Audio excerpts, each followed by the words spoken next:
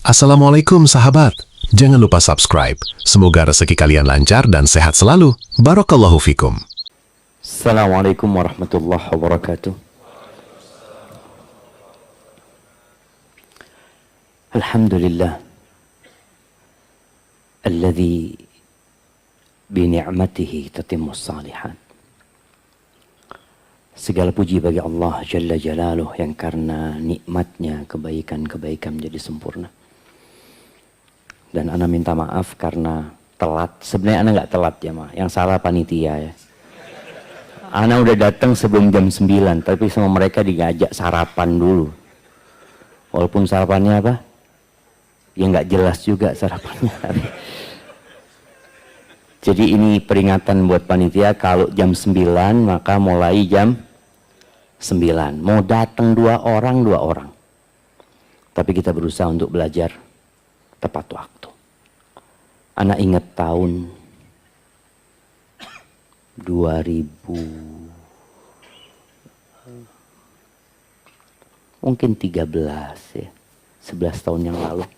Ini tuh kajian di Masjid Ar-Rahmah Selipi hari Sabtu. Ya jam segini juga. Ana udah datang. Kata panitia, belum Ustaz, belum mulai Ustaz. Kenapa? Jamaahnya belum pada datang. Loh, undangan jam berapa? Jam 9 Ustaz, tapi biasanya mulainya jam setengah 10. Ana ngomong nggak boleh. Ana ngomong, apa dosa yang datang duluan ini? Kok kita itu karena dosa yang terlambat, akhirnya yang datang duluan nungguin di soft pertama gitu ya. Padahal biasanya yang soft pertama ini orang-orang punya masalah, biasanya memang kan dia nggak apa-apa. Karena biasanya yang senang-senang pada telat semua.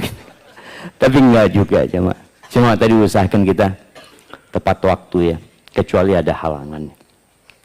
Allahumma salli wa sallim ala abdika wa rasulika sayyidina wa maulana Muhammadin wa ala alihi wa ashabihi ajma'in. Amma ba'd. Ahibbati fillah. Berapa hari lagi kita Ramadan? 12, 13. Yang jelas kita berada di pertengahan akhir bulan Sya'ban.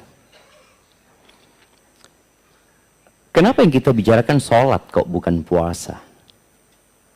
Karena ternyata ada orang-orang yang puasa tapi nggak sholat. Ketemu antum orang-orang yang acara buka bersama ikut, Masya Allah. Waktu sholat maghrib nggak sholat ya. Nggak, Ustaz, ana masuk pintu puasa aja nanti hari kiamat. Subhanallah. Itu pintu puasa itu untuk orang yang rajin puasa sunnah. Antum harus selesaikan dulu rukun Islam ini, baru milih pintu gitu loh. Anak kayaknya mau pintu sholat, karena anak puasa nggak mampu anak Ustaz. Anak kerjanya di lapangan, anak puasa mungkin Ramadan aja.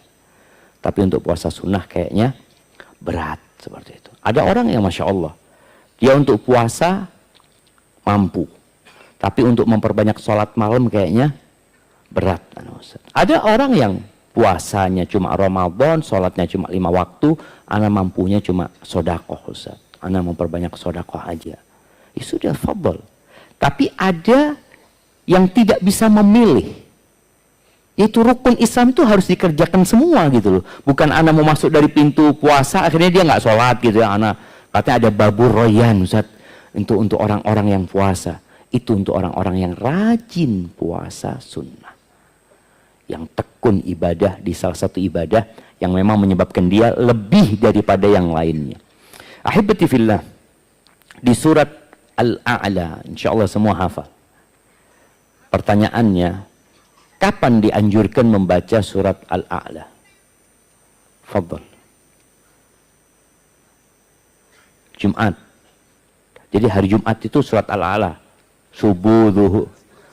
Salat Jumat, rakaat ke pertama. Terus salat apa lagi? Itu aja yang belum tahu. Masya Allah. Nggak apa-apa lah, kasih hadiahnya. Nah, siapa yang mau nambahin 2 tambahannya? Nah, salat witir, rakaat ketiga. Rakaat pertama. Oke. Terus? Masya Allah. Terus apa lagi?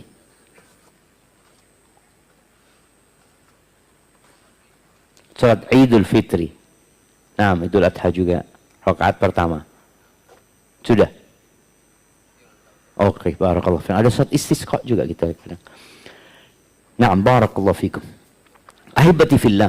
Kenapa surat ini kok perlu dibaca berulang kali pada saat banyak manusia yang hadir? Salat Idul Fitri itu sampai wanita-wanita yang datang bulan pun dianjurkan untuk menghadiri di lapangan sana. Agar mereka menyaksikan kebaikan yang ada. Salat Jumat terus dianjurkan kita untuk membaca Sabbihisma Rabbikal A'la. Ayat ini benar-benar mengingatkan kita tentang hakikat kehidupan dunia. Di ayat 9 sampai terakhir ya, anak akan baca, antum bisa buka handphonenya, antum bisa lihat suratnya bersama artinya.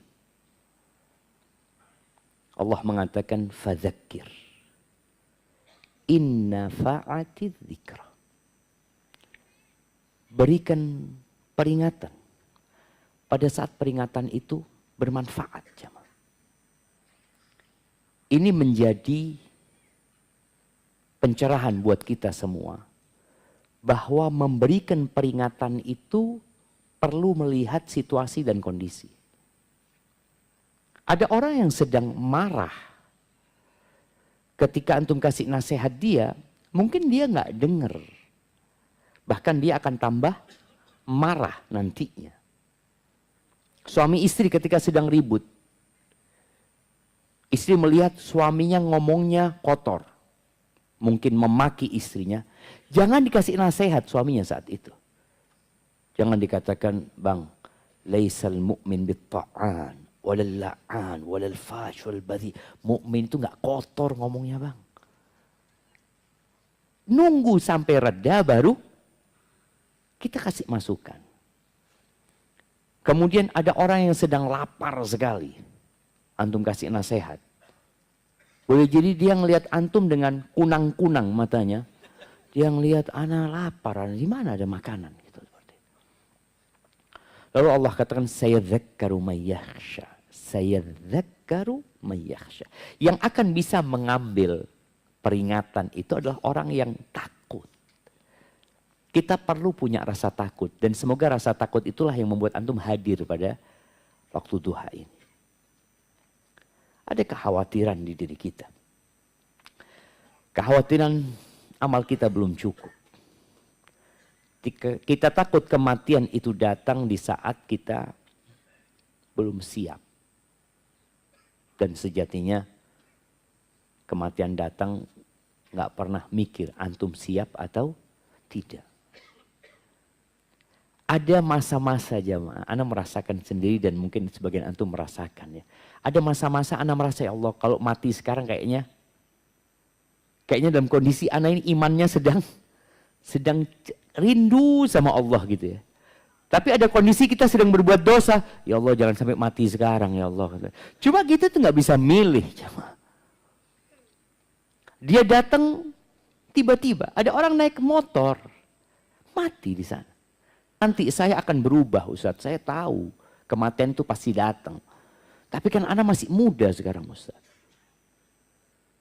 Siapa yang menjamin orang tua mati lebih dahulu daripada anaknya?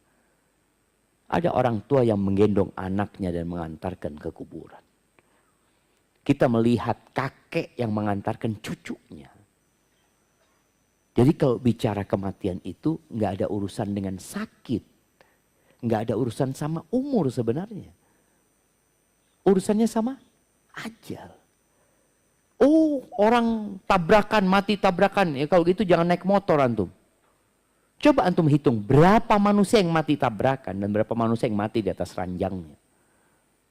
Lebih banyak kemana? Yang mati di rumahnya. Dia akan datang. Wa yatajannabuhal ashqa. Tapi ada orang yang akan menghindar dari peringatan ini. Jemaah. Nggak suka dikasih tahu dia. Ini orang-orang yang celaka hidupnya.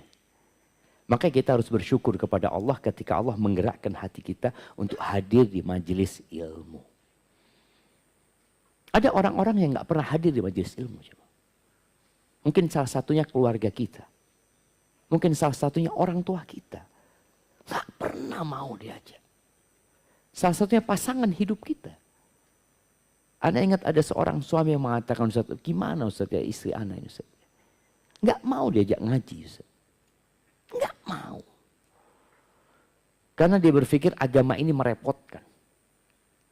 Ketika seorang menghindar dari agama, dia akan menderita dan celaka. Kenapa? Karena dia akan berburu fata morgana. Coba tunjukkan mana orang yang paling kaya di dunia yang tidak mati. Mati semuanya. Dan ketika mati dia meninggalkan segala sesuatu itu. Disitulah dia akan menderita dengan penderitaan yang gak bisa dibayangin. Dia kepingin diundur waktunya kematian itu. Tapi gak bisa. Lalu Allah mengatakan, Alladhi yaslan naral kubra thumma la yamutu fiha wa la yahya. Dia adalah orang yang akan masuk ke neraka yang besar sekali. Api yang menyala-nyala.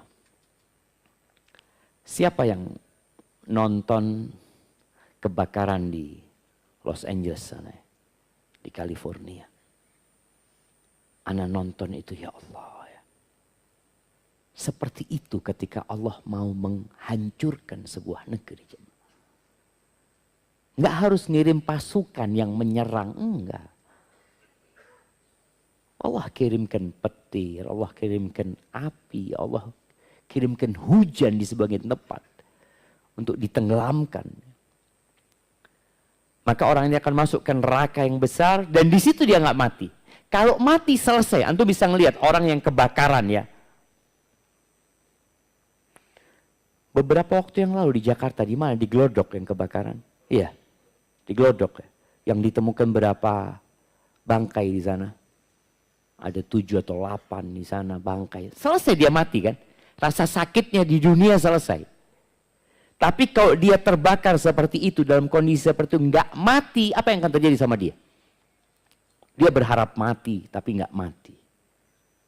Dan itu di neraka nantinya. Allah katakan, "Tsumma la yamutu fiha wa la yahya." La yamut, nggak mati di dalamnya. Dan tidak pula hidup menikmati hidupnya. Allah Azza wa Jalla menceritakan bagaimana keinginan penghuni neraka. Dia punya angan-angan. Dia minta kepada Allah, Rabbana akhrijna, keluarkan kami dari neraka ya Allah. Kami menyesal, kami akan berubah menjadi lebih baik ya Allah. Kami akan beramal soleh, kami akan sholat, kami akan datang kajian. Dia sebutkan semua kebaikan yang ingin dia lakukan. Nggak ada. Dan kemudian mereka minta tolong, minta syafaat sama malaikat penjaga neraka. Siapa namanya? Siapa namanya? Malik. Apa dalilnya? Nggak apa-apa lah, kita kasih hadiah, nggak apa-apa. Malik. Mereka teriak-teriak. Wanadau ya Malik liyaqdi alaina rabbuk. Mereka menyuruh, wahai Malik, mintakan kepada Tuhanmu. Mereka sudah minta sendiri, nggak dikasih sama Allah. Ini Malik nih. Ya Malik liyaqdi alaina rabbuk. Mintakan kepada Allah supaya kita dimatikan. Mereka ingin mati ya, Malaikat Malik tidak menjawab. Terus teriak-teriak. Dan itulah ya. Siksaan di neraka itu bukan hanya fisik ya, tapi ada siksaan jiwa. Lebih berat mana sekarang? Orang tersiksa fisiknya atau tersiksa jiwanya? Nah, kalau dikumpulkan jadi satu, fisiknya dibakar, jiwanya dinistakan. Terus teriak-teriak. Di beberapa tafsir disebutkan 1000 tahun mereka teriak-teriak. Dan Malik diam. Terakhir Malik mengatakan, qala innakum makithun. kalian tetap di sini. Selesai jemaah. Lalu mereka punya harapan kepada penghuni surga. Karena di surga mungkin ada orang-orang yang kenal sama mereka. Mereka minta supaya dikasih an afidu alaina minal ma au mimma razaqakumullah. Mereka udahlah kasih kita air. Oh berarti kita akan hidup terus di neraka ini dengan kondisi seperti ini, nggak ada harapan lagi untuk keluar. Mereka minta makanan. Mereka minta air, kasih air kami atau apa saja yang ada di surga. Kami minta itu. Qalu innallaha harramahuma 'alal kafir. Enggak ada, haram buat orang-orang kafir. Maka ahibati fillah, ketika seorang menghindar dari peringatan, enggak mau dikasih tahu, ya dia sendiri yang akan merugi. Pada hari tidak berguna penyesalan itu. Lalu Allah katakan qad aflaha man tazakka wa dzakara asma rabbih fasalla. Ini yang jadi kajian kita hari ini. Telah sukses, beruntung. Siapa? Orang yang menyucikan dirinya. Menyucikan hartanya, jiwanya. Wa dzakara asma rabbih, dia selalu mengingat nama Tuhannya. Fasalla, kemudian dia sholat. Makanya lah orang yang beruntung. Dia tahu bahwa kehidupan ini tidak lama. Kemudian dia tahu bahwa di situ ada tempat yang sudah dipersiapkan untuk seluruh manusia. Dan semua tinggal milih. Ada surga dan neraka, terserahlah mau kemana. Tapi kata Allah, bal tu'thirunal hayatad dunya. Masalahnya kalian lebih mementingkan kehidupan dunia. Yang tinggal di Jakarta mungkin benar-benar merasakan itu. Bagaimana di pagi hari orang berebut naik motor, ya, naik mobil. Ana tadi malam naik mobil dari mana ke mana, Ana nggak tahu sudah. Macet jemaah. Tapi Google Map-nya biru. Oh berarti ini sudah lancar menurut Google Map gitu loh. Jadi sampai macet pun Google Map mengatakan ya kayak gini memang Jakarta. Jadi jangan melihat biru kayak di Jember gitu. Wah biru enggak. Ternyata birunya itu kayak gitu. Allahu Akbar. Tapi ternyata itu dilakukan oleh manusia terus setiap hari. Ada yang kemudian kayaknya kita tinggalkan Jakarta. Enggak ternyata. Antum ini buktinya tetap aja di sini. Nah Allah mengatakan bal tu'thirunal hayatad dunya. Kalian lebih mementingkan kehidupan dunia. Wal akhiratu khairu wa abqa. Akhirat itu lebih baik dan lebih kekal jemaah. Ahibati fillah. Ketika seorang memperbaiki sholatnya, maka hidupnya akan baik. Apa dalilnya? Kalau kita memperbaiki sholat kita, insya Allah ya usaha kita, kehidupan kita yang lainnya baik. Rumah tangga kita akan baik ya. Kerjaan kita akan baik. Hubungan kita sama orang tua akan baik. Sama tetangga akan baik. Apa dalilnya? Siapa yang mau menyebutkan? Nah, jauh banget di sana. Nah, silahkan. Bismillah. Inna salata tanha 'anil fahsya wal munkar. Ya, boleh itu salah satu dalilnya. Salat itu mencegah dari perbuatan keji dan mungkar. Kirimkan hadiah ke belakang. Siapa lagi dalilnya? Wasta'inu bisabri wassalah. Minta tolong dengan sabar dan salat. Nah, dalilnya itu setiap hari ada lagi antum. Oh, itu secara umum ya. Yang ada kalimat sholatnya. Tiang agama. Boleh lah. Kita boleh-boleh semua aja, yang penting ada dalilnya gitu kan. Yang penting ada dalilnya. Cocok nggak cocok ya cocok-cocokin nanti kan seperti itu. Antum dengar sehari 10 kali ya, Hayya 'alas shalah. Hayya 'alal falah. Hayya 'alas shalah. Terus ayo sholat kalian. Bayangin ya, bagaimana cintanya Allah kepada manusia. Sampai Allah syariatkan azan yang diperdengarkan sehari 5 kali. Cuma kadang-kadang kita nggak mau denger. Dipanggil tuh hayya 'alas shalah, setelah itu hayya 'alal falah. Jadi sholat ini disyariatkan bukan untuk menyusahkan kita. Engkau sholat, engkau dapat kejayaan dalam hidupmu. Dapat glory. Dapat kenyamanan. Dapat ketenangan dan kedamaian. Kalau mau. Qomat juga. Ya. Bagaimana ketika orang mengatakan hayya 'alas shalah, hayya 'alal falah. Tolong hal itu dihayati. Makanya di antara langkah menuju ke khusyuk itu adalah mendengarkan azan, menjawab azan, dan berdoa setelah azan. Ini panggilan untuk menuju ke sholat. Kalau panggilannya aja antum abaikan, tidak terlalu penting buat antum. Sebagian mungkin masih sibuk ngobrol dengan panggilan tersebut. Merasa, aduh waktu ana habis ya.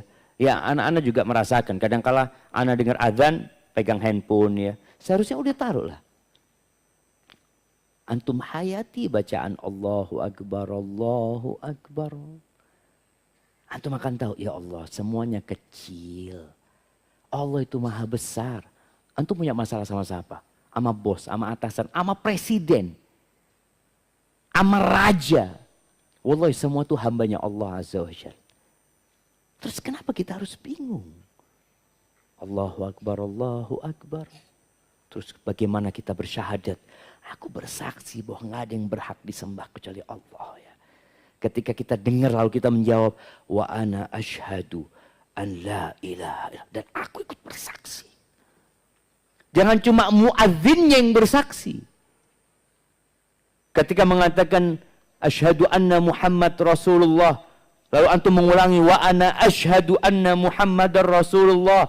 Setelah itu antum mengatakan raditu billahi rabba wa bil islami dina wa bi Muhammadin sallallahu alaihi wasallam nabi. Aku ridha ya Allah engkau sebagai Tuhanku. Apapun ya Allah yang kau akan perlakukan kepadaku, aku ridha ya Allah. Karena hidup ini tidak selalu sesuai dengan keinginan kita. Antum punya masalah. Dan Ana juga punya masalah. Cuma, iya aduh. Pikirnya Ustaz nggak punya beban gitu. Jadi bebannya ditambah ya Allah ya. Tapi ternyata beban itu ketika Ustaz mendengar, jadi ringan buat Ustaz. Kenapa? Ternyata masalah Ana lebih ringan daripada masalah orang ini.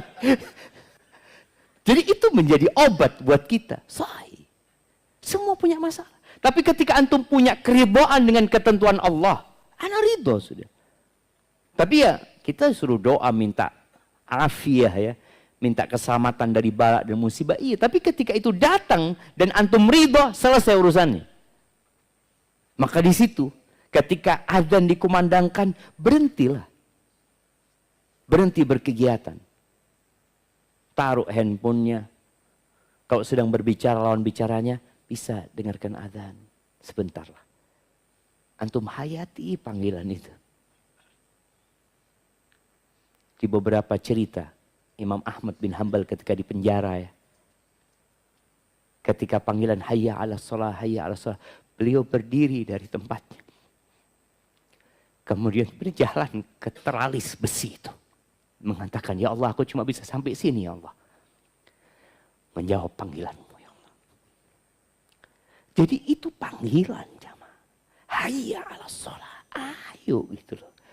Tapi ketika panggilan ini sekali diabaikan, antum nggak akan sampai al-falah. Itu gimana antum mau dapat al-falah? Yang ada harta antum jadi azab buat antum. Anak-anak jadi azab buat orang tuanya. Orang tua itu ingin anak-anak jadi qurratu a'yun. penyejuk pandangan. Dia ingin harta yang dikumpulkan itu jadi ya sarana untuk kebahagiaan dan kegembiraan dia di dunia dan di akhirat. Ternyata enggak. Maka Allah mengatakan, "Fala tu'jibka amwaluhum wala auladuhum." Kau jangan takjub ya sama harta mereka. Jangan heran sama anak-anak mereka. Kadang-kadang kita, ya Allah, anaknya bagus-bagus semua gitu ya. Masya Allah, sukses semua, hartanya banyak. Padahal sholat yang enggak. Apa anak harus enggak sholat supaya kaya ya? Mungkin orang berpikir, anak dulu hijrah Ustaz, Masya Allah, belum hijrah banyak fulusnya Ustaz. Setelah hijrah kok jadi susah Ustaz ya? Enggak. Antum tetap dapat falah. Ketika antum bisa sholat, antum sedang menuju ke al-falah tadi. Antum sedang memperbaiki hidup antum. Ya. Allah mengatakan, "Fala tu'jibka amwaluhum wala auladum, innama yuridullah liyu'adzibahum biha fil hayatid dunya." Allah itu ingin mengazab mereka dengan harta mereka, dengan anak-anak mereka dalam kehidupan dunia. Itu azab, jemaah. Kata Allah Azza wa Jalla. Kenapa? Ketika sholat ini diremehkan. Atau sholatnya asal-asal, ya udah. Nggak akan sampai ke al-falah. Yang pertama dihisap pada hari kiamat itu apa? Sholatnya. Sholatnya benar, yang lainnya insya Allah benar. Yang mengerjakan sholat. Ma yuktab lahu minha illa ushruha. Ternyata yang dicatat pahala buat dia cuma 1/10-nya. Thumunuha 1/8 cuma dapat. Kan orang beda-beda. Sama satu soft tapi kualitas sholatnya beda. Subu'uha 1/7. Sudusuha 1/6. Khumusuha 1/5. Rubu'uha ada yang dapat 1/4. Thuluthuha ada yang dapat 1/3. Nisfuha ada yang dapat 1/2. Jadi paling full disebutkan hadis ini berapa? 1/2. Ini menunjukkan beratnya khusyuk dalam sholat itu. Antum udah berusaha ya, berusaha banget khusyuk. Biasanya orang itu khusyuk kapan? Kapan antum khusyuk? Mesti ada masalah. Mesti ada masalah. Tapi kadang-kadang dari keenakan antum sujud berdoa ya, minta diselesaikan masalahnya, sampai antum lupa, ini rokaat keberapa ya Allah? Ini sujud yang keberapa ini? Antum khusyuk dalam doanya, tapi nggak khusyuk dalam sholatnya gitu loh. Sampai antum bingung, ya Allah ya, sujud sahwi lagi. Menunjukkan memang kualitas sholat kita itu, wah, sholat itu curhat sama Allah Azza wa Jalla. Kalau antum lihat jamaah yang kirim pertanyaan, kalau urusannya curhat, berapa lembar? 1 lembar full jamaah. Sampai ustadznya capek. Dan dia tulis, Ustadz mohon dibaca semuanya, jangan di skip. Nah, karena kalau orang curhat tuh ada banyak masalah anak Ustadz. Kalau pertanyaan apa hukumnya ini, ya selesai hukumnya boleh, nggak boleh. Tapi anak punya masalah, Ustadz harus dengarkan ceritanya. Dan Ustadz nggak mau dengerin. Kalau sudah terlalu panjang, aduh curhat ini taruh sini sudah. Tapi Allah mau dengerin kita. Bayangkan, Allah pencipta langit dan bumi itu mau dengerin kita. Nggak ada ceritanya Allah, nggak ada waktu buat kita, nggak ada. Allah selalu punya waktu buat kita. Namun ada sebagian orang yang nggak lama-lama sholatnya gitu loh. Apalagi kita mau masuk bulan Ramadan ya. Rencana Nur Salma ada tarawih nggak? Ada. Rencana berapa juz 1 rakaat? Imamnya aduh, imamnya aja sudah aduh, gimana jamaahnya? Imamnya udah aduh. Jadi kalau imamnya pesimis, zamannya lebih pesimis antum. Imamnya insya Allah 1 juz gitu kan.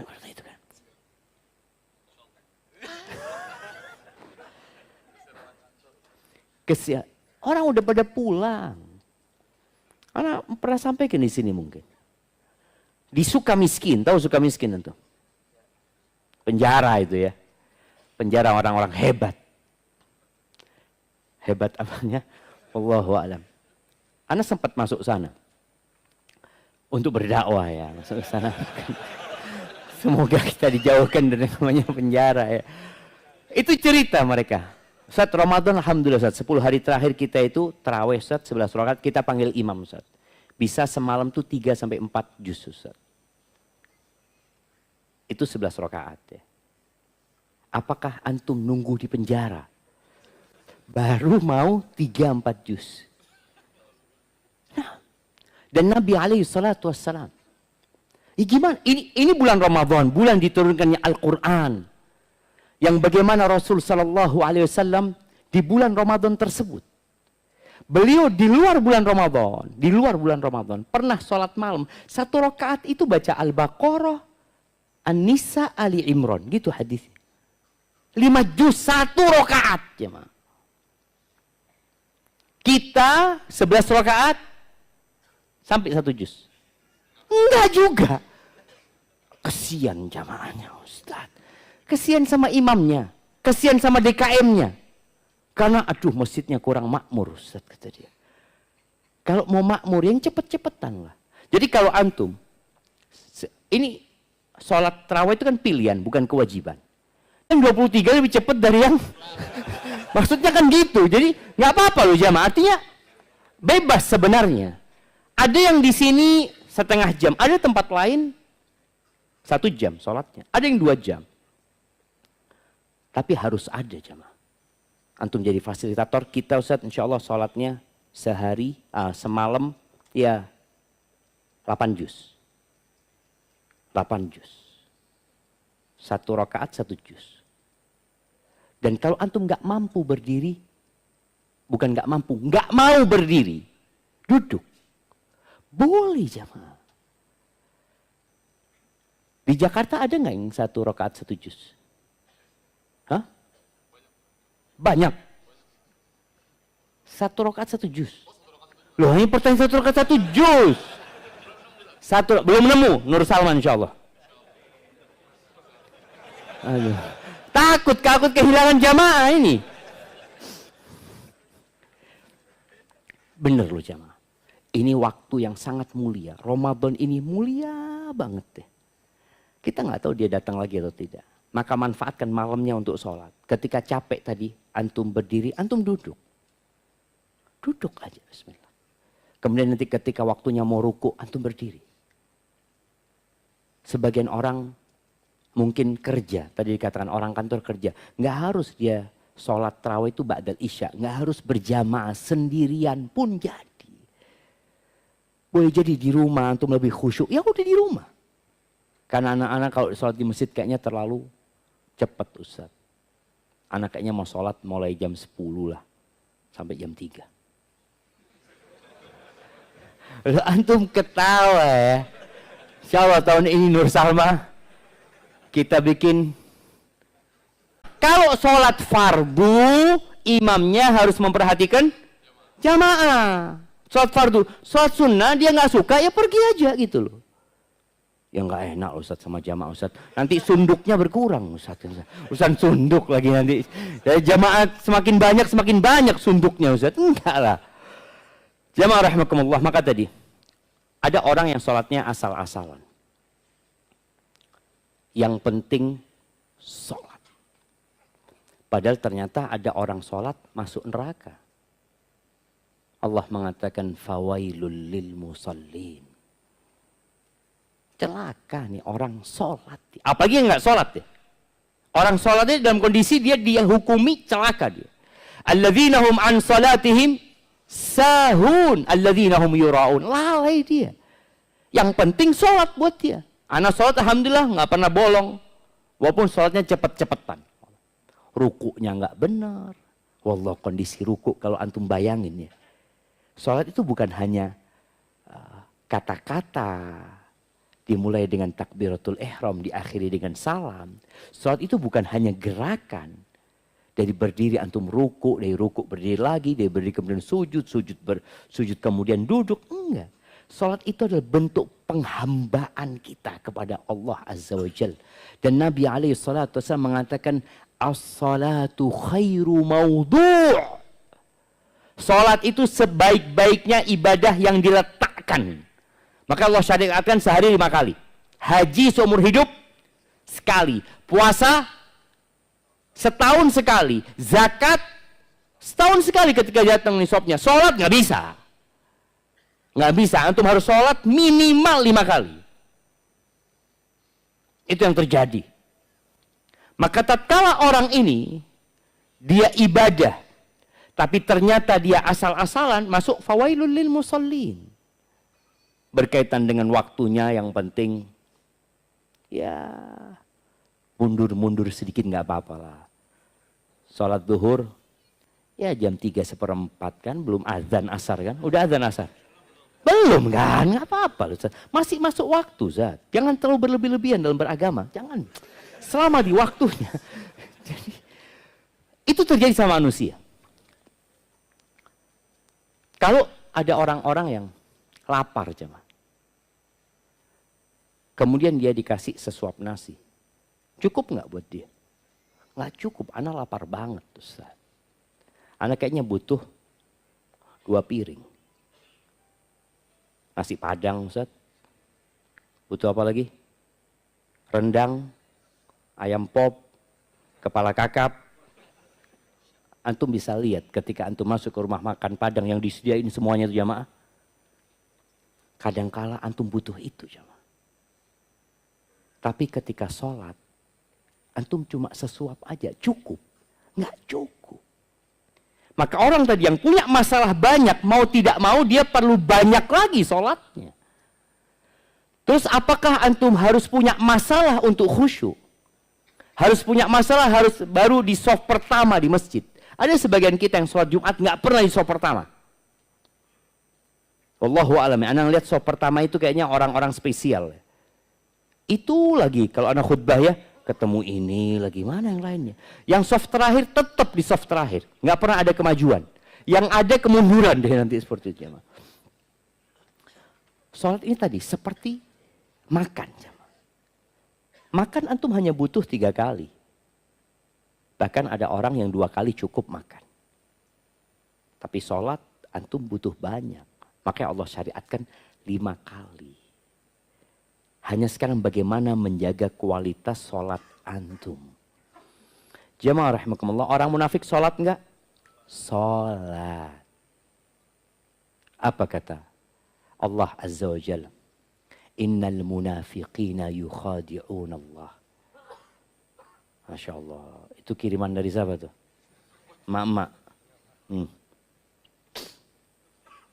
Innal munafiqina yukhadi'un Allah wa huwa khadi'uhum. Orang-orang munafik itu hendak menipu Allah. Bagaimana cara mereka menipu Allah? Ya tadi kumpul sama orang-orang Islam ya. Pakai peci juga, duduk di softnya orang-orang soleh. Padahal Allah yang sedang menipu dia. Dia pikir Allah nggak tahu. Kalau pihak masjid nggak tahu, Anda ditanya Ustaz tahu nggak mana yang munafik di masjid ini Ustaz? Coba antum lihat kanan kiri antum. Tahu dari mana antum? Ini kayaknya munafik Ustaz. Kenapa? Dari tadi nyatet aja. Kayaknya pura-pura dia nyatetnya. Nggak bisa gitu jemaah. Nah kita benar-benar nggak tahu. Tapi Allah kasih tanda ternyata. Apa tandanya? Idza qamu ila sholati qamu kusala. Kalau mereka bangkit mendirikan sholat, males-malesan. Jadi ketika dia hendak sholat, berat. Ya Allah. Kalau antum sholat dalam kondisi berat, boleh jadi ada masalah sama antum. Kenapa? Tadi kita udah sampaikan, ini curhat. Ketika antum antrian ke dokter, antum inginnya nomor berapa? Nomor 1. Anak kepingin yang pertama konseling sama dokter, anak punya masalah. Ketika antum melihat antri panjang, Allahu Akbar. Orang-orang ini jam berapa mereka datang gitu loh. Orang-orang munafik berat, malas. Antum kalau sudah ada, ya Allah, ini panggilan dipanggil hayya 'alas shalah, hayya 'alal falah, tapi kok berat aneh. Padahal ana mau ngomong sama Allah. Ana mau mengatakan iyyaka na'budu wa iyyaka nasta'in. Ana akan katakan ihdinas siratal mustaqim. Ana mau minta sama Allah. Tadi ana akan ruku. Bagian posisi ruku antum melihat ana sedang beribadah sama Allah. Allah sedang melihat ana saat ini, jemaah. Emang enggak mau? Antum ketemu bos aja, dipanggil bos. Dipanggil bos. Astagfirullah. Ketika antum mengatakan astagfirullah dipanggil bos, berarti antum punya salah. Antum tahu dipanggil karena dosa. Iya, ana berbuat salah. Tapi ketika dikatakan, dipanggil bos, ada bonus buat engkau. Tadi, hayya 'alas shalah, hayya 'alal falah. Antum mau dikasih, antum mau dikasih bonus. Terus antum mengatakan, kayaknya nggak bener bonusnya nih. Munafik. Artinya dia nggak yakin gitu. Ketika yakin dia akan bergerak langsung. Qamu kusala yura'unan nas. Ini orang ria aja sholatnya. Sholat dia. Tapi ria. Wala yadhkuruna Allah illa qalila. Dan kata Allah, dia tidak mengingat Allah kecuali sedikit. Jemaah rahimakumullah. Pernah ada orang yang sholat di Masjid Nabawi. Dia mungkin sholat tahiyatul masjid. Nabi melihat dia sholat. Diperhatikan sama Nabi SAW. Setelah selesai sholat, dia datang kepada Nabi SAW. Nabi mengatakan, Salli fa innaka lam tusalli. Engkau sholat, engkau belum sholat. Padahal dia berdiri ngadep kiblat dalam posisi semua syarat sholat sudah dia penuhi. Dia katakan Allahu Akbar, mulai rukunnya dia lakukan gerakan-gerakan sampai salam. Tapi kata Nabi SAW, Salli fa innaka lam tusalli. Sholatlah engkau, sebenarnya engkau belum sholat. Jangan sampai sebagian kita 10 tahun sholat, ternyata belum sholat. Dihukuminya belum sholat. Dalam hadis yang diriwayatkan Tabrani, Nabi SAW mengatakan, Innar rajula la yusalli salata sittina sana. Ada orang yang sholat sama 60 tahun. Mungkin dia sholat sejak umur 10 tahun. Berarti umurnya dia sekarang berapa? 70 tahun. Ada orang yang sholat selama 60 tahun. Walam tuqbal lahu sholah. Satu pun sholatnya nggak ada yang diterima. Nggak ada yang diterima. Apa gunanya dia sholat? Nggak benar berarti sholatnya. Sholat yang tidak mencegah dari perbuatan keji dan mungkar. Ketika antum sholat tapi dosa terus antum garap. Antum tolong lihat sholat ana gimana gitu loh. Ketika sholat antum benar, nih maksiat berkurang.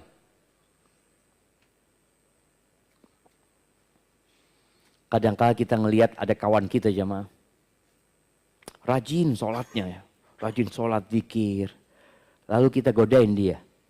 Antum habis berbuat dosa apa antum? Kok pertaubatan kayaknya gini. Marah dia. Iya, arti sebenarnya ketika sholatnya benar, dosa itu jauh, yakin. Kenapa? Allah sudah sebutkan, Inna sholata tanha anil fahsya wal munkar. Sholat itu mencegah dari perbuatan keji dan mungkar. Ini orang 60 tahun sholat, tapi terus dosa dia kerjakan, jangan disuruh berhenti sholat. Karena ada sebagian orang melihat kawannya sholat, tapi terus berbuat maksiat. Apa katanya? Udahlah antum berhenti sholat, maksiat terus jalan. Jangan disuruh berhenti sholatnya. Dosa antum. Boleh jadi utusan iblis nih orang. Nyuruh kawannya sholat, berhenti sholat. Lu jangan. Perbaiki sholatnya antum. Perbaiki sholatnya. Ini orang sama Nabi SAW diperbaiki sholatnya. Tuh yang 60 tahun sholat nggak diterima, dikasih penjelasan sama Nabi SAW. Kenapa nggak diterima sholatnya? Yutimmu ruku'ahu wa la yutimmu sujudahu. Yutimmu sujudahu wa la yutimmu ruku'ahu. Dia tadi sholatnya asal-asalan. Rukuknya sempurna, sujudnya enggak. Sujudnya sempurna, rukuknya enggak. Padahal kita tahu yang namanya tumaknina itu rukun sholat gitu loh. Ini orang pokoknya soliana. Baik, sampai 3 kali nih orang sholat dia lagi. Gimana orang ini sholat dilihat sama Rasul SAW. Pasti sholatnya berusaha untuk khusyuk. Salah saya salam, dia datang lagi kepada Nabi SAW. Apa kata Nabi SAW? Irji' fasalli fa innaka lam tusalli. Engkau balik sholat, engkau belum sholat. Maka yang ketiga orang ini mengatakan, ya Rasulullah, aku nggak bisa lagi sholat lebih baik daripada yang kau lihat tadi. Itu sudah sholatku yang paling baik. Akhirnya dia diajarin sama Nabi SAW. Di antara yang beliau sampaikan ya, ini panjang. Idza kunta ila shalah fastaqbilil qiblah ya. Kemudian disuruh baca ma tayassara minal Qur'an ya. Dan kita tahu yang jadi rukun sholat adalah baca Al-Fatihah. Boleh nggak ana Ustaz sholatnya karena keburu-buru ana baca Al-Fatihah aja Ustaz, nggak baca surat? Boleh nggak? Boleh, sah sholatnya gitu loh. Tapi bacanya yang benar, baca Al-Fatihahnya ya. Karena dari 30 juz Al-Quran itu yang paling utama adalah Al-Fatihah. Seakan-akan semua yang dalam Al-Quran itu terangkum dalam Al-Fatihah ini. Maka antum baca lagi tafsirnya ya, supaya antum lebih menghayati. Kemudian Nabi mengatakan, kemudian rukuklah engkau. Apabila engkau rukuk, jangan langsung bangkit. Sampai engkau tumaknina rokian. Rasakan semua anggota badan itu di tempatnya. Dan antum merasakan ana sedang rukuk buat Allah Azza wa Jal. Kemudian nanti ketika sujud juga, antum merasakan ana sedang meletakkan kening ana di muka bumi ini. Untuk berbicara dengan Allah yang ada di atas arasnya. Antum katakan subhana rabbiyal a'la wa bihamdihi. Dan rasakan. Ketika sholat antum benar, antum selesai sholat akan mendapatkan kebaikan. Antum merasakan kok enak ya. Kok tenang ana sekarang ini. Rasulullah SAW kalau punya masalah larinya kemana? Sholat. Di Jakarta ini ada enggak tempat pembuangan limbah? Artinya orang kalau punya masalah itu larinya kemana di Jakarta ini? Nah, ke masjid? Hah? Kemana? Bantar Gebang. Bantar Gebang.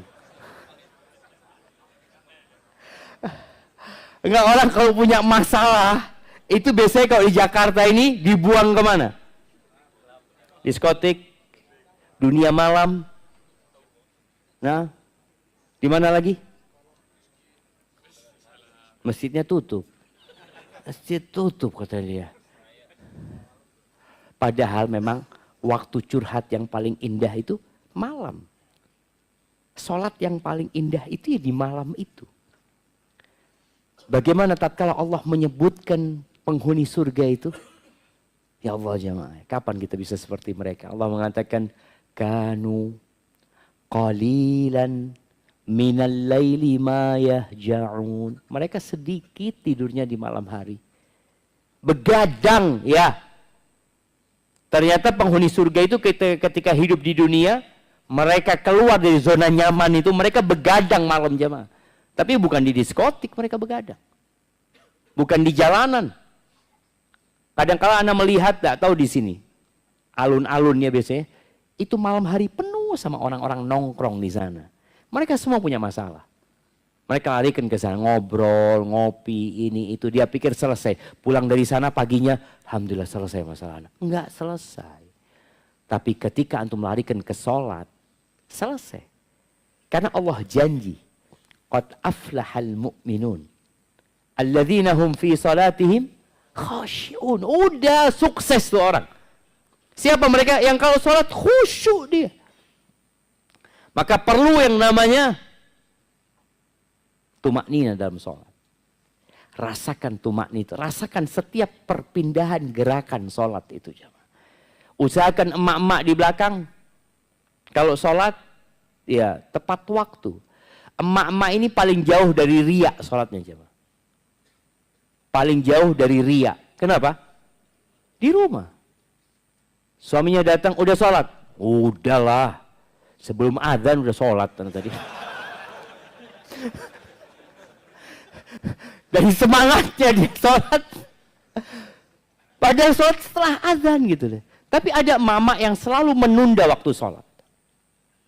Ya tipikal ibu-ibu itu macam-macam. Ada ibu-ibu itu yang nunggu semua beres baru sholat. Seperti itu. Sampai akhirnya sholat zuhur mau asar. Janganlah. Ketika masuk azan, tinggalkan semuanya. Dan bapak-bapak juga ya. Ketika sudah masuk waktu sholat, panggilan hayya ala sholat, yang bisa ditinggalkan, tinggalkan semuanya. Usahakan sholatnya di awal waktu. Walaupun memang kita tahu sholat itu waktunya luas gitu ya. Zuhur ya sampai asar. Kalau subuh sampai matahari terbit waktu subuh itu. Ketika seorang mulai menunda-nunda waktu sholat, maka boleh jadi nanti ada kesibukan yang sholatnya di luar waktu. Tapi kalau antum lihat anak punya waktu, tadi khususnya lagi emak-emak ini, udahlah yang namanya beres-beres ini itu semuanya bisa ditunda. Tapi sholat ini seharusnya lebih diutamakan. Apalagi kalau sudah tahu hari itu hari dia datang bulan. Ketika dia tahu zuhur nih, oh kayaknya anak hari ini udah kayaknya mau datang bulan nih. Oh, udah adzan, sholat. Berjanji dari riba, dari namimah, dari perbuatan-perbuatan yang haram, dari kezaliman.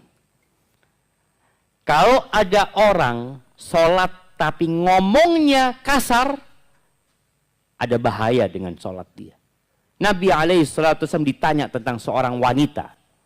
Taqumul lail wa tasumun nahar. Ini perempuan hablum minallahnya baik dalam pandangan manusia. Dia sholat malam. Dia puasa sunnah. Kadang-kadang dia sodakoh juga mungkin berbagi dengan hartanya. Masalah dia satu. Walakinnaha salitah. Au filisaniha saltah tu'zi jiranaha. Dia suka menyakitin tetangganya dengan lisannya. Loh ini gimana dia sholat malam loh. Dia puasa sunnah. Tapi ternyata sholat dan puasanya tidak merubah sikap dan karakter dia. Tidak menjadikan dia menjaga lisannya. Kata Nabi SAW, hiya finnar la khaira fiha. Neraka tempatnya. Nggak ada baiknya tuh orang. Loh terus gimana dengan sholatnya? Berarti sholatnya belum baik sebenarnya. Dia memang mengerjakan itu sholat dengan raganya, tapi boleh jadi tidak dihayati dengan hatinya. Ahibati fillah, memakmurkan masjid bagi kaum laki-laki menjadi target utama. Dan antum bisa rasakan nikmatnya melangkahkan kaki, apalagi di bulan Sya'ban. Anak ngomong sama istri anak. Karena kita di rumah ada anak yang mau kalau ke masjid itu ya harus bareng sama anak. Anak sampaikan ke istri anak, syuf ini bulan Sya'ban, usahakan kita habis adzan sudah di masjid. Tidak nunggu qomat. Yang nunggu qomat itu siapa biasanya?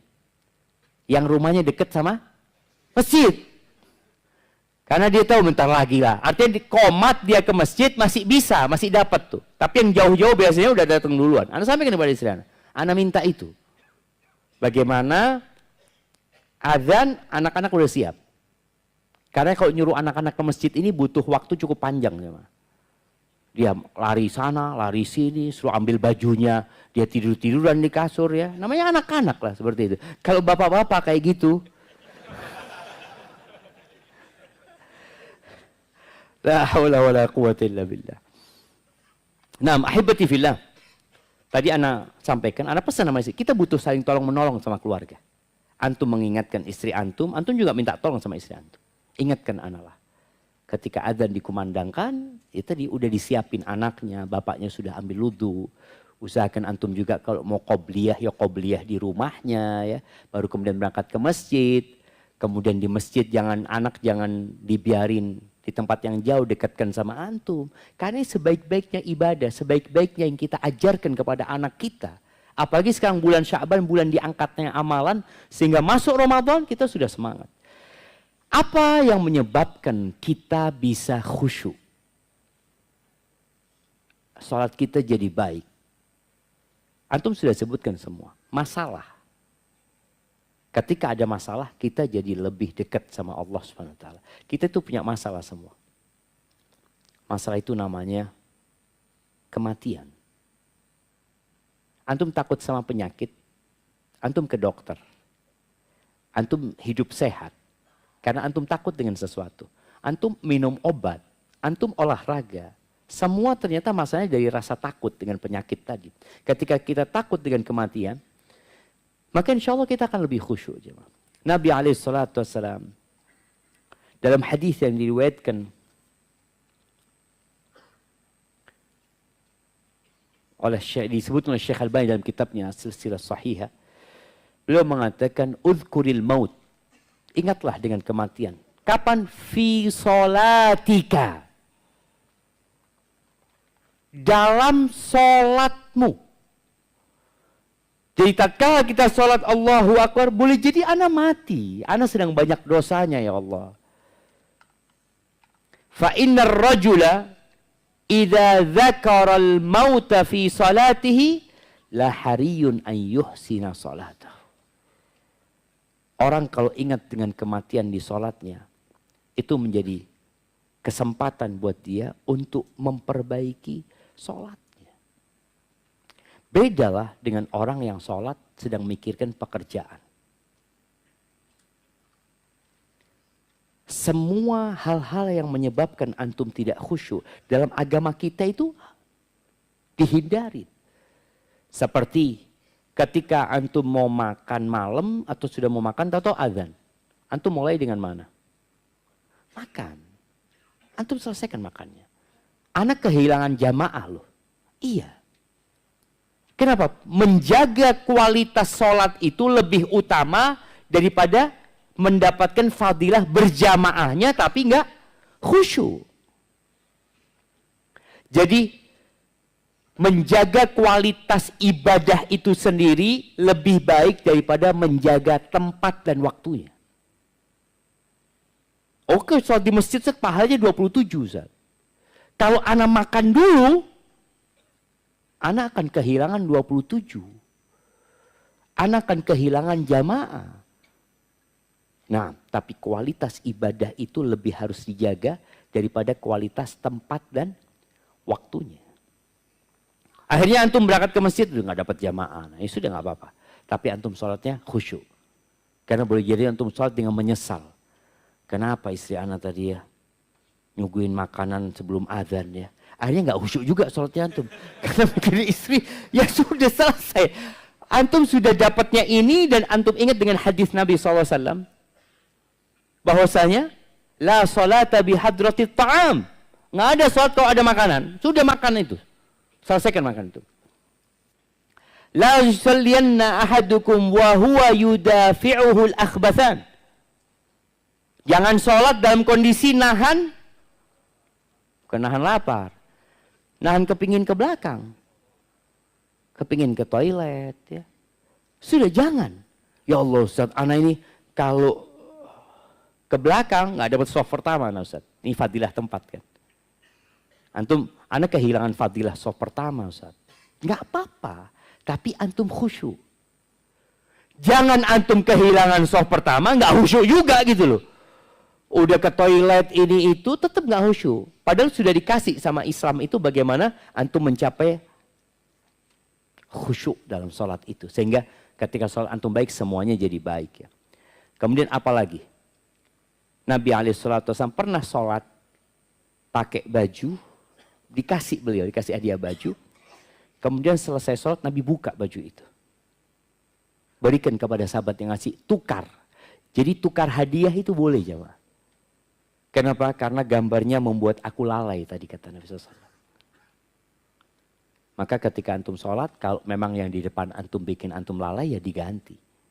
Soalnya kadang-kala orang sholat itu, karpet itu bisa ada gambarnya jemaah. Ini kayak gambarnya kepalanya orang. Ya. Jadi dia itu berimajinasi buat gambar sendiri sebenarnya gitu loh. Ya udah pakai yang polos saja. Pakai yang polos. Jadi semua hal sekali lagi yang menyebabkan antum lalai dari sholatnya atau tidak khusyuk dalam sholatnya dihindari. Termasuk handphone. Jangan antum masuk sholat jawab WA. Sambil jalan ya. Bentar. Ya, ana lagi mau sholat. Antum mikir, fulan jawab apa ya? Karena antum menunggu sesuatu. Pokoknya hindari semua. Dan di bulan Ramadan ini, ana mengajak semuanya untuk mempersedikit penggunaan handphone. Kalau bisa, kuotanya dihilangkan. Hanya buat telepon. Jadi yang penting, telepon. Kita hidupkan kembali SMS. Kan adalah paket yang apa? Paket SMS sama telepon itu kan, ya udah paket itu aja. Kuota sudah enggak. Antum lihat ya, kuota sekarang tuh sangat menggoda sekali ya, Ma. Kuota 10 giga nonton. 10 giga. Orang kan, wah anak udah bayar, nggak ditonton rugi gitu seperti itu. Hanya orang naudzubillah. Jadi semua godaan itu perlu dihilangkan. Antum masuk ke bulan Ramadan, yang pertama perbaiki sholatnya. Di bulan Ramadan ini. Ini sebagai momentum kita memperbaiki kualitas sholat kita.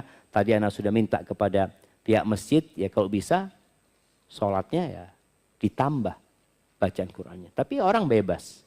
Ana ngasih masukan kepada DKM masjid tempat ana, mereka mengatakan enggak Ustaz, kesian jamaahnya Ustaz. Ya sudah, kalau kesian sama jamaahnya.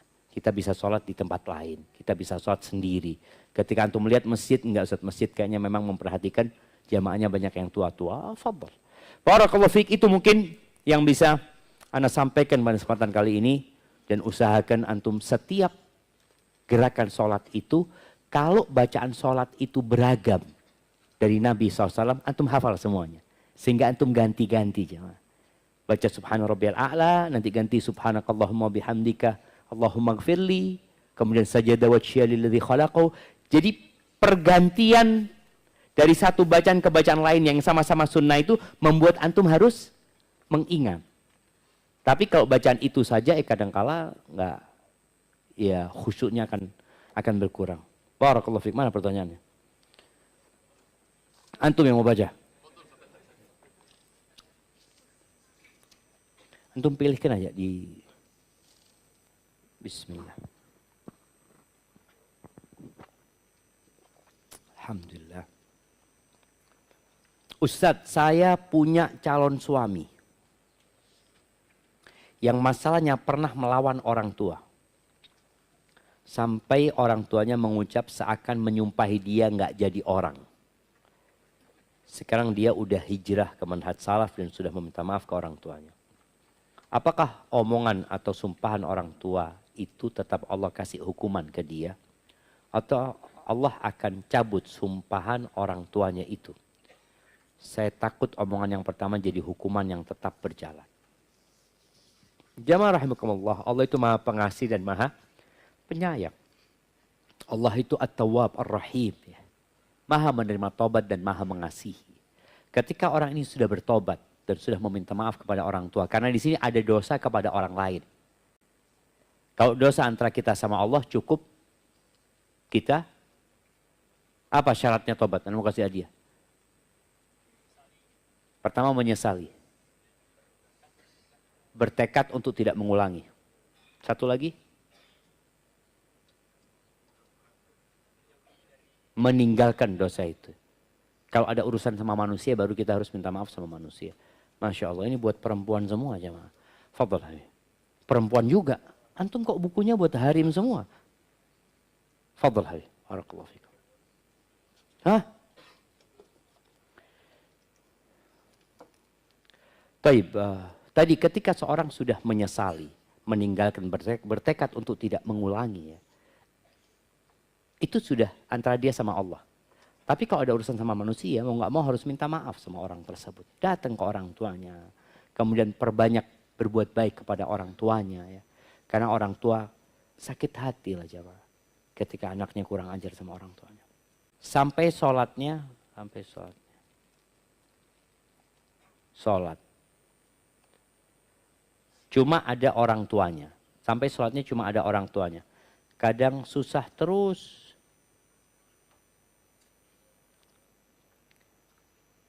Pokoknya susah lah jemaah anak ini. Tulisannya anak nggak paham ya. Iya. Pertanyaan itu bagaimana tanggung jawab orang tuanya nanti. Sholat ini tadi kebutuhan kita yang nggak bisa ditinggalkan. Sampai orang sakit pun tetap wajib sholat. Dalam peperangan pun wajib sholat. Karena itu sebuah kebutuhan yang kalau antum tidak melakukan itu, antum akan rusak hidupnya. Maka sehari 5 kali. Berkaitan dengan pendidikan anak, Allah mengatakan wa'mur ahlaka bis salati wastabir 'alaiha. Kata Allah, perintahkan kepada keluargamu untuk sholat dan sabarlah. Bukan wasbir ya. Bahasa Arabnya wasbir, ada wastobir. Itu artinya sabar ekstra. Sabar. Nyuruh keluarga sholat itu sabar yang ekstra. Artinya kita perlu berjuang. Menyuruh keluarga itu. Ya perlu sabar orang tuanya. Oleh karena itu dalam rangka menuju ke sholat yang terjaga, kita memerintahkan anak kita sholat mulai umur 7 tahun. Sebelum 7 tahun diajak sholat, ya, diteladani sholat. 7 sudah disuruh, emaknya sudah nyuruh. Dan Masya Allah, Anda melihat ada seorang emak-emak jemaah. Yang setiap subuh, suaminya ustadz. Tapi karena suaminya ustadz kadang kala keluar kota, ya, ada banyak kesibukan. Ini perempuan selalu barengin anaknya ke masjid. Subuh coba. Kadang-kala emaknya naik motor, anaknya naik sepeda. Anak lihat, ya Allah ya. Karena benar-benar dia ingin menjaga sholat anaknya. Maka perlu capek, perlu lelah. Kita maunya kadang-kala bangunin, anak kepingin anak bangunin ketok pintu, cek-cek bangun Ustaz. Ya Alhamdulillah. Ada yang harus ditarik, ada yang harus disiram. Ada yang sudah bangun, kita tunggu gak keluar-keluar dari kamar mandi. Subhanallah, tidur di kamar mandi, iya. Tidur, ini anak-anak tuh. Orang tuanya perlu sabar gitu loh. Ada lagi orang tua yang ngeluh sama anak. Ustaz, anak-anak pulang dari pesantren Ustaz. Ternyata anak tetap harus bangunkan dia sholat subuh Ustaz. Harapan anak, dia udah gak lagi dibangunkan. Dia lupa di pesantren juga dibangunin dia. Artinya ada yang membangunkan dia di pesantren itu. Maka orang tua harus ekstra sabar. Diajak. Jadi bukan hanya diajak. Bukan hanya ditegur, tapi perlu duduk sama dia, menceritakan sholat ini apa sih? Engkau ngapain sih? Kenapa engkau berat sholat? Karena engkau nggak memaknai sholat itu. Ketika engkau tahu dengan makna sholat itu lebih indah daripada main futsal. Sholat itu lebih baik daripada main game. Sholat itu lebih nyaman daripada bertamasya. Sholat ini adalah bagaimana engkau berhubungan dengan pencipta langit dan bumi ini. Tanpa ada batasan. Engkau ngomong apa saja bisa minta sama Allah SWT. Cuma tadi perlu bersabar. Dan kita semua harus bersabar. Ya, anak ngajak anak-anak sholat subuh jemaah. Kadang-kadang masih tasyahud akhir jemaah. Tuh anak sudah mundur. Dia pikir sudah selesai. Loh, kok belum selesai? Dia maju lagi jemaah. Ini namanya anak-anak gitu aja. Perlu sabar orang tua. Dan kalau bicara apakah nanti akan dimintain pertanggungjawaban? Tetap. Pertanggungjawaban itu ada. Apakah engkau sudah melaksanakan dengan baik atau tidak? Disitulah akan ada hisab nanti pada hari kiamat. Kalau hisab tetap akan ada hisab. Kalau ternyata engkau sudah maksimal, aku sudah maksimal ya Allah. Ya udah nggak akan ada hukuman. Karena sudah maksimal orang tuanya. Barakallahu fikum. Ustadz, orang tua anak kerja di bank. Tapi anak sebagai anak perempuan yang lagi kuliah di perantauan jadi mikir. Apa aku pakai uang yang diberi mereka nggak akan jadi berkah. Anak sudah nasihatin mereka dari anak SMP. Masya Allah jemaah. Qadarullah sampai sekarang Allah belum takdirkan untuk berubah. Gimana kira-kira sebagai anak menyikapinya. Ketika engkau bisa hidup mandiri. Memiliki pemasukan sendiri. Maka ya jangan terima lagi dari orang tua. Tapi ketika belum mampu, gak ada masalah insya Allah. Kalau gak salah pernah anak baca fatwa Syekh Muhammad Shalih Al-Utsaimin mengatakan ya anak kalau memang belum mampu nggak ada masalah karena dia bukan pelaku riba dan dia menerimanya sebagai nafkah. Jadi insya Allah nggak ada masalah. Tapi kalau dia sudah mampu, hendaklah dia menghindari hal itu. Sambil terus didoakan orang tuanya. Naam. Hukum melepas jilbab untuk akhwat di depan wanita non-muslim. Qadarullah di kantor ada yang non-muslim. Terkadang ikut di musola kantor. Ya ada dua pendapat ulama dalam masalah ini. Apakah non-muslim itu boleh melihat aurat perempuan yang boleh dilihat sesama perempuan? Pendapat yang pertama mengatakan nggak boleh. Tapi yang lihat pendapat yang mengatakan boleh, boleh. Yang kedua itu mengatakan boleh, asalkan satu. Perempuan itu amanah.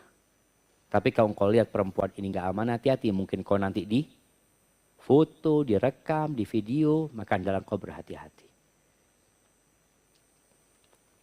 Atau kalau dia nggak merekam dan menvideo, cerita dia. Sama teman yang kau tahu fulana, ya Allah, lehernya bagus banget.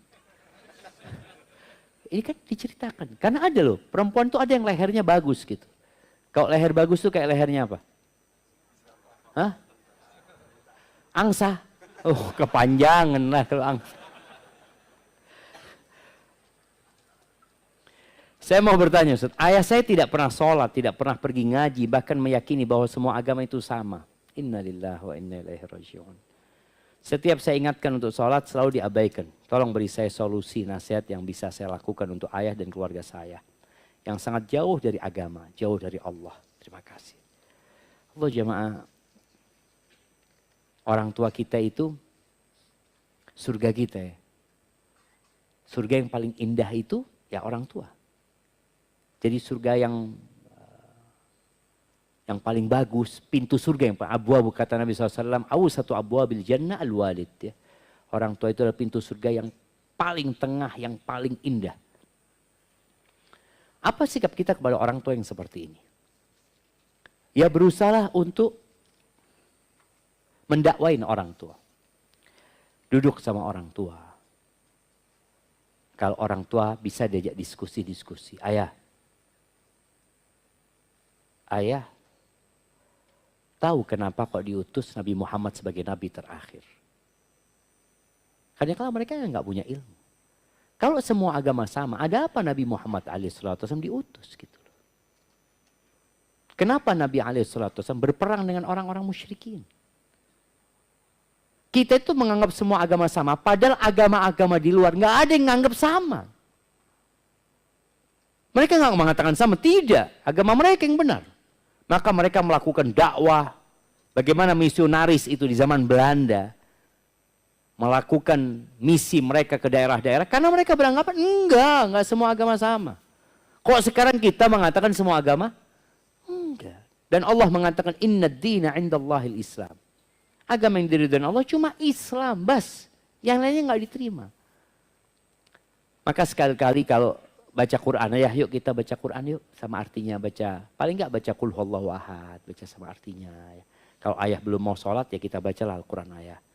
Insya Allah jadi berkah buat hidup ayah. Pelan-pelan seperti itu. Tapi sekali lagi kita nggak bisa merubah orang tua kita. Kita hanya bisa memberikan pencerahan kepada mereka. Ya semoga Allah memberikan hidayah. Kakek saya sudah berusia sekitar 70 tahunan. Dan sudah mulai pelupa. Kadang sholat, kadang tidak. Tetapi selalu berjamaah di masjid jika sholat. Jika sedang tidak mau sholat, beliau bilang orang lain yang sholat saja. Orang lain yang sholat saja, orang lain yang sholat juga pada cepat mati, kata dia. Jadi dia takut mati jemaah. Kadang keluarga sudah mengingatkan, tapi tetap tidak mau sholat. Bagaimana hukumnya? Apakah tetap berdosa, Ustaz? Ya, wallahu a'lam ya. Kondisi itu.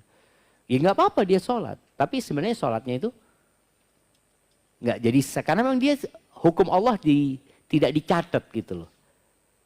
Rufi al-qalam an salas, diangkat pena. Itu dari 3 orang tadi. Orang gila sampai dia sadar, orang tidur sampai bangun, anak-anak sampai dia balik seperti itu. Maka kalau memang akalnya sedang ada, ya silahkan diingatkan. Tapi kalau akalnya nggak ada, kadang-kadang dia ngomong kayak gitu juga sadar nggak sadar tuh siapa. Barakallahu fikum. Saya akhwat ingin bertanya agak sedikit keluar tema. Saya sebelumnya ada operasi di rahim saya dan saat ini saya masih mengalami pendarahan. Sudah hampir 1 bulan. Bagaimana hukum sholat dan hukum puasa Ramadannya Ustaz? Mohon penjelasannya. Nah, baik. Ini yang namanya istihadah. Jadi darah yang keluar dari wanita itu ada 3 ya. Yang pertama darah haid yang rutin keluar dengan waktu yang biasanya sudah bisa diraba.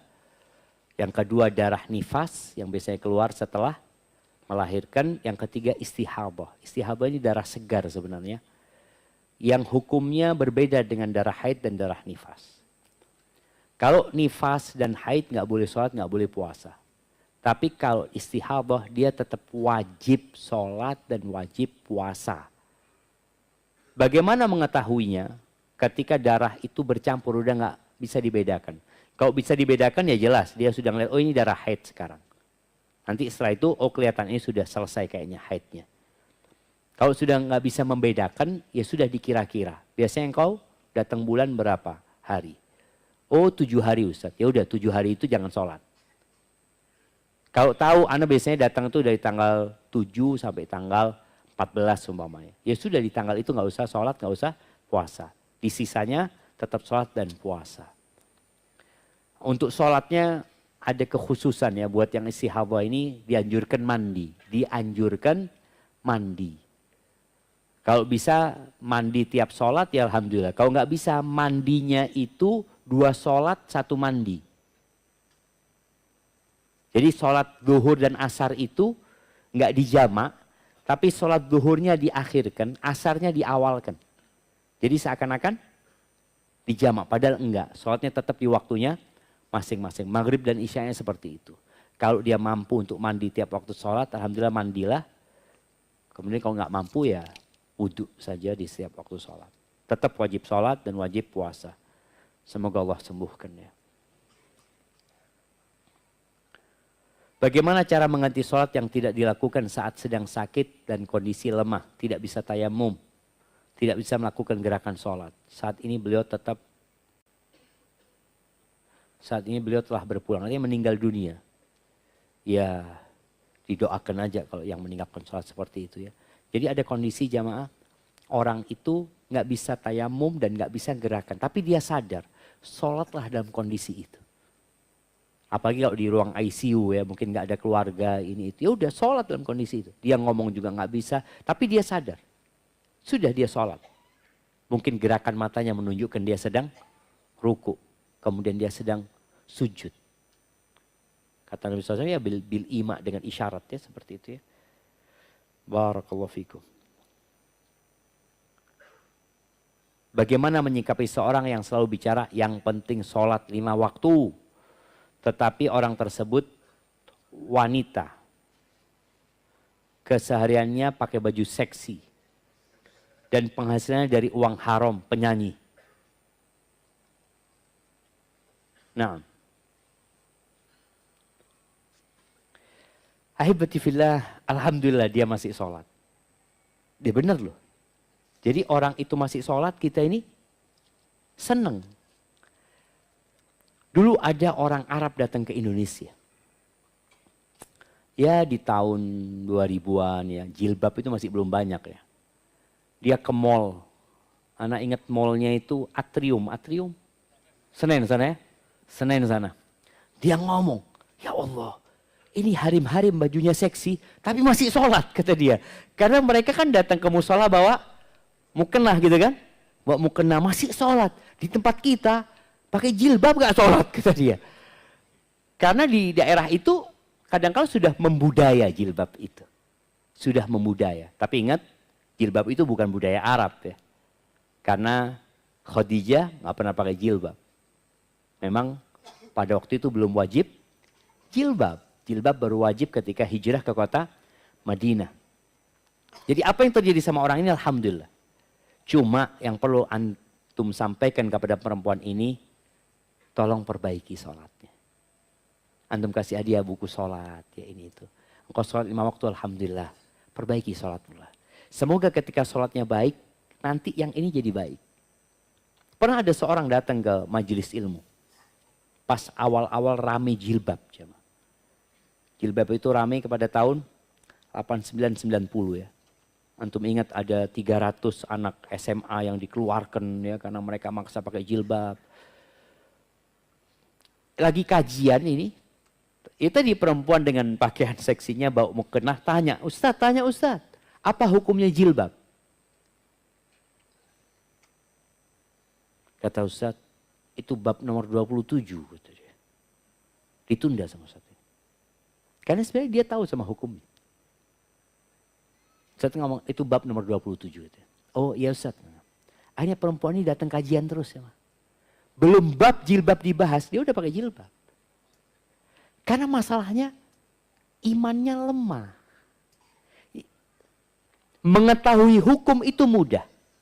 Menjelaskan hukum itu juga mudah. Mengatakan ini halal, ini haram, mudah. Tapi bagaimana antum menjadikan orang yang tahu hukum ini mengamalkan ilmu yang dia miliki.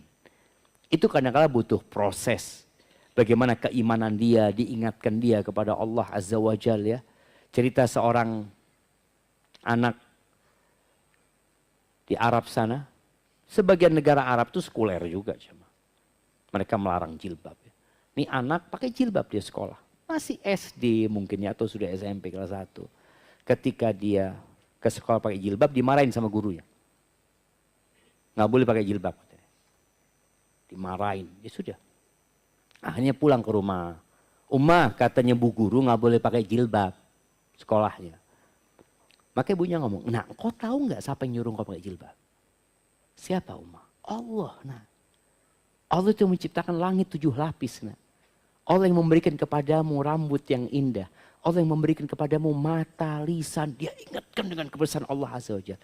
Engkau mau nurut sama bu guru apa nurut sama Allah? Ya sama Allah lah kata dia. Akhirnya pakai jilbab lagi besoknya. Ketika dia masuk kelas marah gurunya. Dimarahin sama nggak nurut, nggak patuh, macam-macam kata dia. Akhirnya dia tanya, dengan menangis dia mengatakan, man uti anti amhu. Siapa sebenarnya yang harus aku taati, engkau atau dia kata dia. Oh, sadar bu gurunya ini. Oh, berarti bukan karena keinginan dia ini.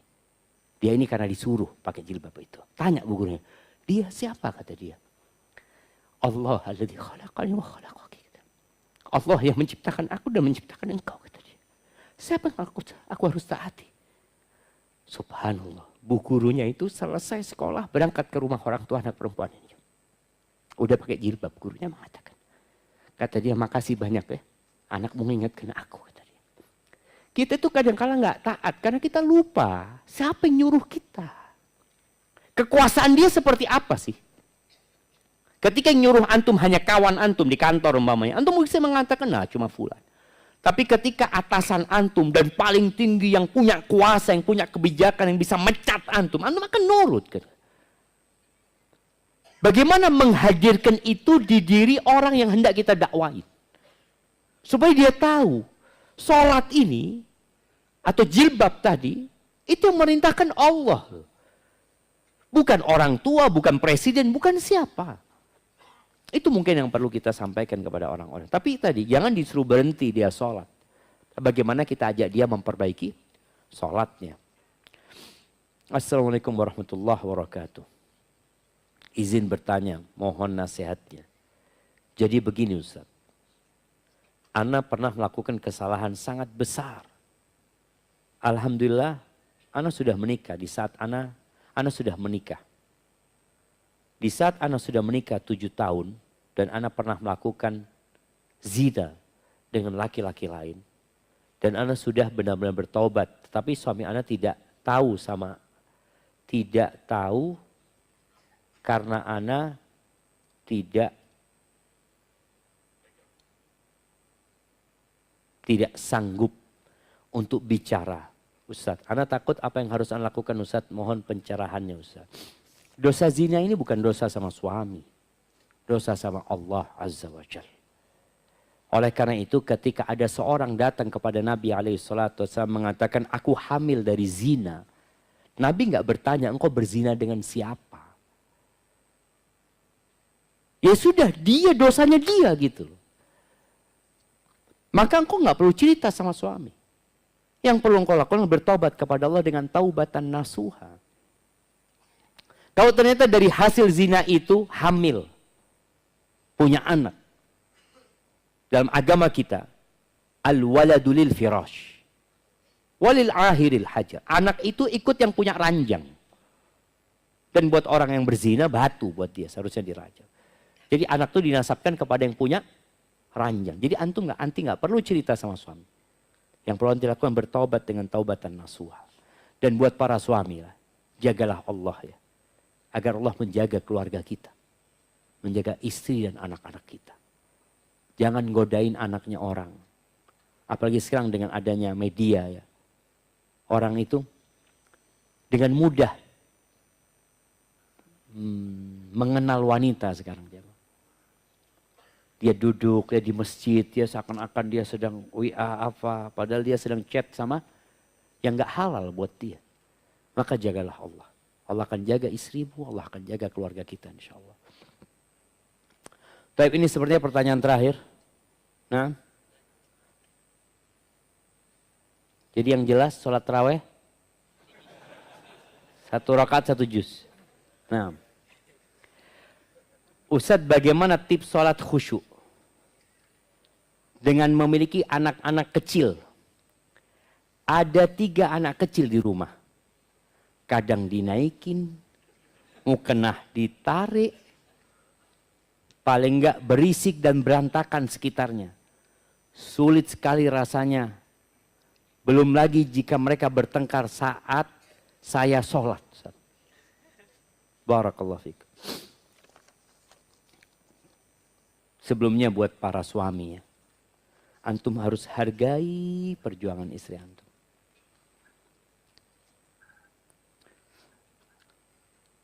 Kalau ganti tugas, antum yang jagain anak-anak, istri yang bekerja,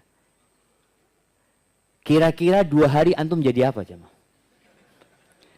Mungkin pakai koyuk di sini, koyuk di sini, bekam sini, bekam. Jadi korban KDRT anak-anak dia merasa orang tuanya, ya Allah. Makanya kita harus berterima kasih ya. Allah sudah ciptakan wanita itu Masya Allah. Dia tulang rusuk antum. Jadi fleksibel banget dia itu jemaah ya. Masya Allah. Maka tolong hargai perjuangan dia. Paling enggak antum kasih perhatian. Antum kasih pujian. Antum kasih sanjungan. Nggak harus hadiah, itu nggak harus berupa emas, bunga. Boleh jadi kata-kata yang indah itu sudah cukup buat dia. Cukup buat dia. Sebagian laki-laki ini pura-pura laki-laki. Nggak bisa Ustaz kayak gitu. Ustaz. Anak rejan. Nggak bisa lembut-lembut kayak gitu. Aduh lah, romantis enggak. Anak rejan. Ketika ada seorang sahabat datang melihat Nabi SAW sayang banget sama anak-anak kecil. Dia nggak ngelihat Nabi SAW di rumah, tapi dia lihat Nabi SAW nyium anak-anak kecil, diciumin sama Rasulullah SAW. Dia mengatakan, "Atuqabbiluna sibyanakum?" Kalian mencium anak-anak kalian?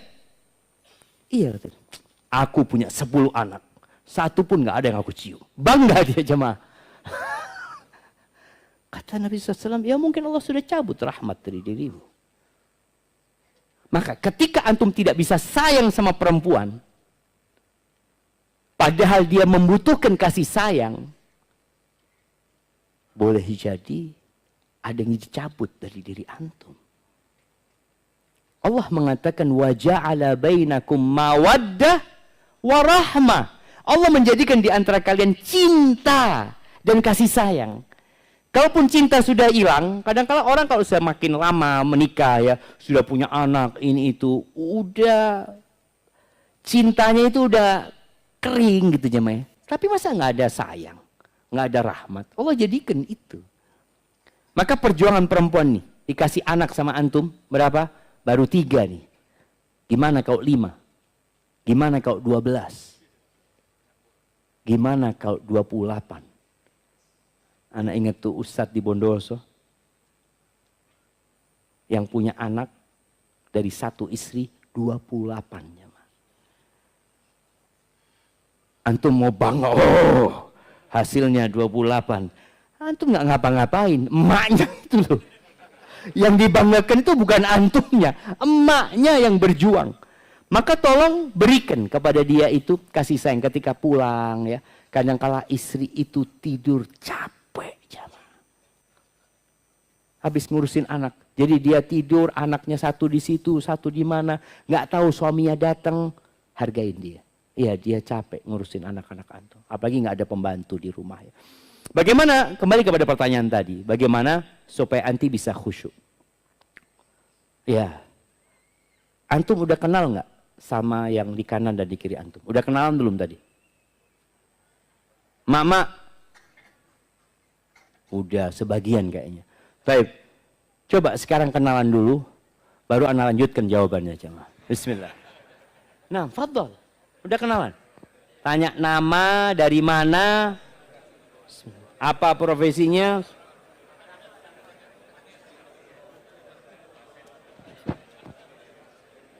Tuh saudara-saudara antum jemaah. Oh ya, yang di belakang? Yang di belakang ana sudah kenal dengan semua ini. Ayolah kenalan dengan kanan kirinya. Baik. Yang bersandar sudah kenal? Nah, baik. Ini kunci. Kenapa anak katakan kunci? Ketika kita itu baik dengan tetangga kita, antum akan mudah untuk mendapatkan kehusyuan tadi. Ketika antum mau sholat, ngomong sama tetangga, titip anak-anaknya, anak mau sholat. Entar kalau engkau mau sholat, aku jagain anak-anakmu. Karena nggak semua orang punya pembantu. Suami juga nggak semuanya bisa memberikan pembantu kepada anak-anak. Dan Nabi SAW menyuruh kita untuk berbuat baik kepada tetangga. Dan ternyata tetangga itu menjadi faktor eksternal kebahagiaan seseorang. Beliau mengatakan alaihissalatu arba'un minas sa'ada. 4 faktor kebahagiaan eksternal. Nah, siapa yang menyebuti? 4 faktor kebahagiaan. Fadhol. Pasangan yang soleh, istri yang soleha, rumah yang luas, tunggangan yang nyaman, tetangga yang baik. Masya Allah, barakallahu fikum. Fadhol. Iya. Itu buat ikhwan. Alhamdulillah. Tuh 4 jemaah. Istri yang soleha, kalau buat bapak, kendaraan yang nyaman, kemudian rumah yang luas, bukan yang minimalis jemaah. Luas rumahnya. Yang keempat itu adalah tetangga yang baik. Karena tetangga yang baik ini akan membuat antum tadi, ketika puasa juga antum akan nyaman, tetangga juga pada puasa, nggak ganggu antum. Ketika tadi urusan sholat, emak-emak ini harus solid sama tetangga-tetangganya. Sebagian kita nggak tahu sama tetangganya. Yang antara udahlah nggak mau ngerti, nggak mau paham anak sama dia. Yang penting anak sendiri beribadah baiklah. Berbuat baik sama tetangga itu perintah agama. Dan itu akan membantu kita untuk khusyuk. Titipkan anaknya. Sekarang itu ada yang namanya daycare ya. Ada lagi, apa daycare namanya? Tempatnya nitipin anak seperti itu. Seharusnya tetangga cukup. Tetangga cukup, sehingga dengan cara itu, ya ketika mau sholat tarawih pun gantian nggak apa-apa. Ketika mau sholat maghrib gantian nggak apa-apa. Tapi biasanya kalau sholat maghrib sudah ada suaminya. Dan bapak-bapak jadilah orang yang selalu ada di rumah walaupun tidak ada. Jangan jadi orang yang ada di rumah tapi nggak ada. Gimana jadi orang yang selalu ada di rumah walaupun dia tidak ada. Selalu dia telepon istrinya, WA istrinya, di mana kondisi anak. Jadi istri itu merasa, loh ada suami anak. Tapi jangan jadi orang yang selalu ada di rumah tapi nggak ada. Dia adanya, mana suaminya? Bapak di mana? Di pojok tuh bapak tuh. Lagi ngapain? Kayaknya lagi di Amerika bapak itu. Kelihatan dari wajahnya ke Amerika, kemana? Janganlah jemaah. Itu yang dapat Anda sampaikan. Allahumma ballighna Ramadan. Ya Allah, sampaikan kita ke bulan Ramadan. Semoga kita bisa menjalankan ibadah yang baik di bulan Ramadan dan Allah terima Ramadan kita jemaah. Yang benar dari Allah Azza wa Jalla, yang salah dari diri anak pribadi, Allah dan Rasulnya terbebaskan dari kesalahan ini. Rabbana taqabbal minna innaka antas sami'ul alim wa tub alaina innaka antat tawwabur rahim. Subhanakallahumma bihamdika asyhadu an la ilaha illa anta astaghfiruka wa atubu ilaik. Wassalamualaikum warahmatullahi wabarakatuh. Waalaikumsalam warahmatullahi wabarakatuh.